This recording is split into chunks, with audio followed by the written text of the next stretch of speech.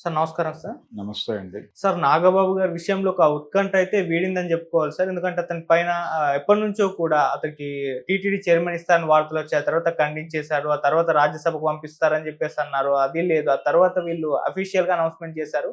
ఎమ్మెల్సీగా గెలిపించుకొని మేము మంత్రివర్గంలోకి తీసుకుంటామని అన్నారు. అయితే నిన్నటి వరకు కూడా ఇది కూడా కన్ఫర్మ్‌గా లేదు. ఇది కూడా ఇవ్వరు అని చెప్పేసి తీవ్ర స్థాయిలో ప్రచారం జరిగింది. కానీ ఇప్పుడైతే ఎమ్మెల్సీగా ఇచ్చేసారో తొందరలో మంత్రివర్గంలో కూడా తీసుకోబోతున్నట్టు చెప్పేశారు. మరి దీనిపైన మీ ఒపీనియన్ మీరే విధంగా చూస్తారు? అంటే ఈయనకి ఎమ్మెల్సీ ఇస్తారు అని ప్రచారం జరిగింది గానీ, ఆయనే వద్దంటున్నాడు హ్మ్. అని కూడా వార్తలు నడిచినాయి. అంటే ప్రారంభంలోనే ఓ మాట చెప్పాడాయన. టీటీడీ చైర్మన్ అనే ప్రచారం జరిగినప్పుడు, ఈ టీటీడీ ప్రచారం జరుగుతోంది హ్మ్.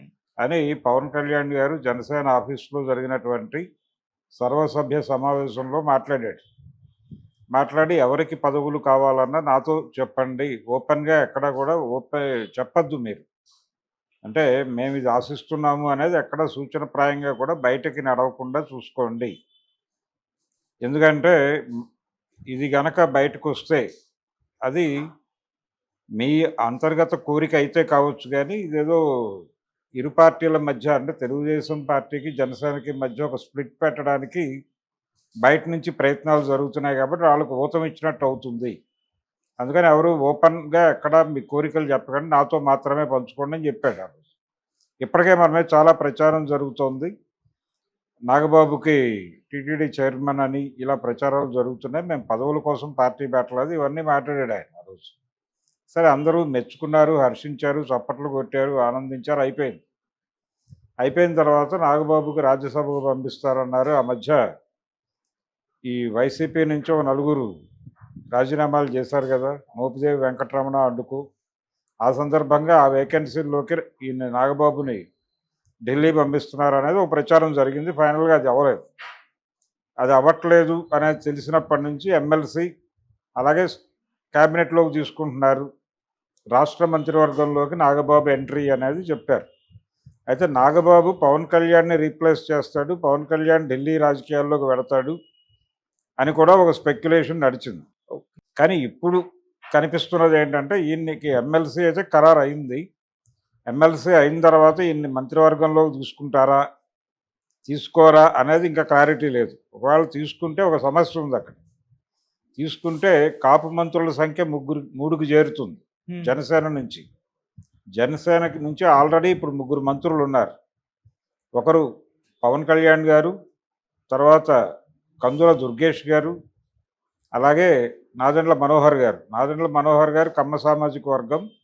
కందుల దుర్గేష్ గారు, అలాగే పవన్ కళ్యాణ్ వీళ్ళిద్దరూ కాపు సామాజిక వర్గం. 2:1 నిష్పత్తిలో ఉంది. కమ్మ సామాజిక వర్గం కాబట్టి తెలుగుదేశం కోటాలో అనుకోవచ్చు నాదెండ్ల మనోహర్‌ని. అక్కడ మ్యాచింగ్ ఉంది. వీళ్ళిద్దరూ ఉన్నారు కాపు కోటాలో. వీళ్ళకి ఇంకొక మంత్రి తోడవుతాడు నాగబాబు అయితే. 3:1 అవుతుంది. అయితే 3 కాపు, 1 కమ్మ అయినప్పుడు జనసేనకి వెన్నుదన్నుగా ఉన్నటువంటి ఇతర కులాల పరిస్థితి ఏమిటి? అనే ప్రశ్న ముందుకొచ్చేటువంటి ప్రమాదం ఉంది. ఆ ప్రశ్న ముందుకొస్తే అటునుంచి ఇంకొకళ్ళనైనా తీసుకొని అకామిడేట్ చేయాలి కనీసం. అంటే నాదెండ్ల మనోహర్‌ని పూర్తిగా పక్కన పెట్టాల్సిన అవసరం ఉంది. ఎందుకంటే అది వేరు. ఆయన్ని తీసుకోవటం అనేది వేరే గొడవ. దాన్ని కుల కోణంలో చూస్తే ఆల్రెడీ కమ్మ మంత్రుల జాబితాలోకి వెళ్తాడు ఆయన స్ట్రెయిట్ దీనిలో. వెళ్ళిపోయినప్పుడు బడుగు బలహీన వర్గాల నుంచి రిప్రజెంటేషన్ ఎక్కడుంది జనసేన పార్టీ నుంచి అనే ప్రశ్న ముందుకొచ్చే ప్రమాదం ఉంది. సో ఆ ఏరియాలో ఎవరినైనా తీసుకోవాలి. దానికి చంద్రబాబు అంగీకరించవచ్చు, అంగీకరించకపోవచ్చు. అందుకని నాగబాబుని మంత్రివర్గంలో తీసుకుంటారా అనేది కన్ఫ్యూజనే ప్రస్తుతానికి. హ్మ్. మరి నాగబాబు కోసం కందుల దుర్గేష్ గారు ఏమన్నా పదవీ త్యాగం చేస్తాడో చూడాలి. చేస్తే ఒకవేళ ఆ పోస్ట్‌లోకి ఆయన వస్తాడు. సినిమాటోగ్రఫీ మంత్రి నాగబాబు అవుతాడు. మరి నాగబాబు అయితే దుర్గేష్ గారి పరిస్థితి ఏంటి? ఇప్పటివరకు మనం 1 ఇయర్ చాలు. మనకు 1 ఇయరే రాసిపెట్టుంది అనుకుని సైలెంట్‌గా ఉంటాడా ఆయన? ఎమ్మెల్యేగా కొనసాగుతాడా? ఏంటి పరిస్థితి అనేది ఆయన నిర్ణయం తీసుకోవాలి. హ్మ్.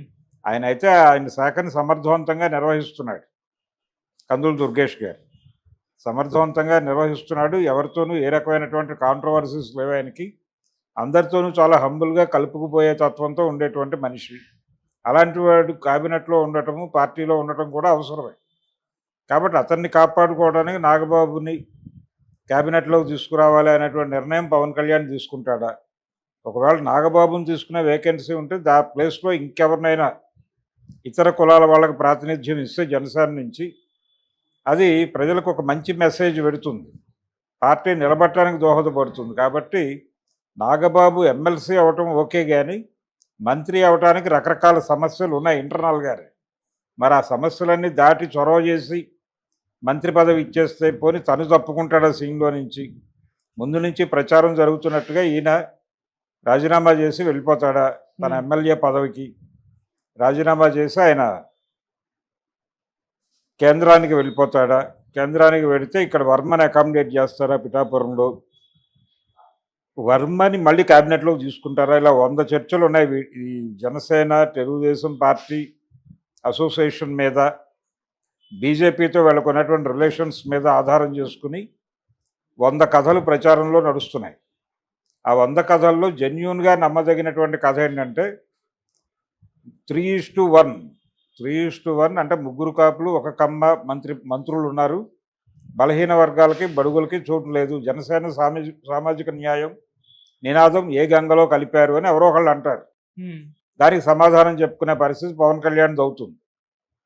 లేదు ఇది సనాతన ధర్మం అంటే ఇలాగే ఉంటుందంటే చేయగలిగింది ఏమీ లేదు. అలా కాకుండా ఆయన సమాధానం చెప్పాల్సి వస్తే సమాధానం కోసం ఖచ్చితంగా వెతుక్కోవాల్సి వస్తుంది. కాపుల్ని బీసీలో చేర్చడం అనే ప్రోగ్రాం కూడా సెటిల్ అవ్వలేదు. అది విజయభాస్కర్ రెడ్డి రోజుల నుంచి ఇప్పటికీ నలుగుతున్నటువంటి ఒక రావణ కాష్టంలా తయారైంది.